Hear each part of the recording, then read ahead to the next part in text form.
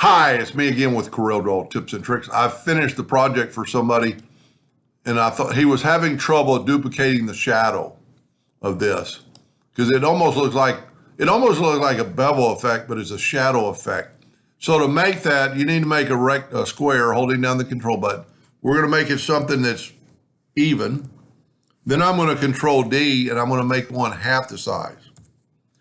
Then if you will select them both and go R to put it to the right and B to put it to the bottom, take your Smart Fill tool and fill that in, you've got that shape. Now we can take these away. Now I'm going to hit the plus key and make another one, but I'm going to take away the fill and add an outline. Probably would be smarter to make it something thicker than a hairline. Then go to the shadow tool. I've got the inner shadow selected right here. And when you get something like that, you can go right here and change to that. Let's see what that tool, I don't even know what, I can't remember what that tool even said. It's the inner shadow width, because at first we had it all the way. And if you can't do your slide bar very well, you can always type in a number there.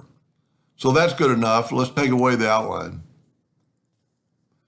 And I think his problem was, a lot of times, well, let's just do it. Let's move this over here and it's on top. Now, if we go right here and group this and then move it over, okay, it worked.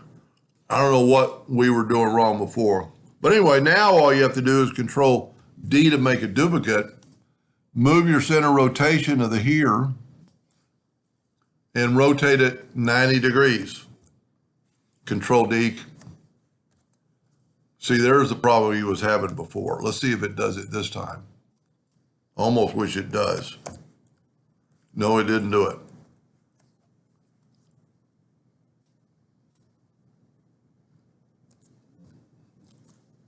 Okay, there's kind of the problem right there.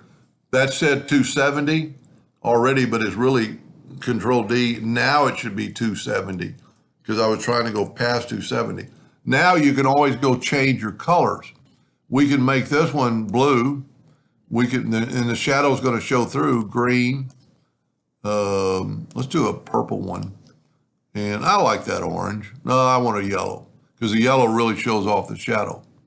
Now, if you will take it all, Control G, and rotate it, for some reason it'll look better like this, or at least to me, rotate it 45 degrees, and it will always look better, to me anyway, if you take a black box effect and go to Object Order, back a page. I kind of like this one better. Anyway, I hope that helps somebody, and thank you for watching.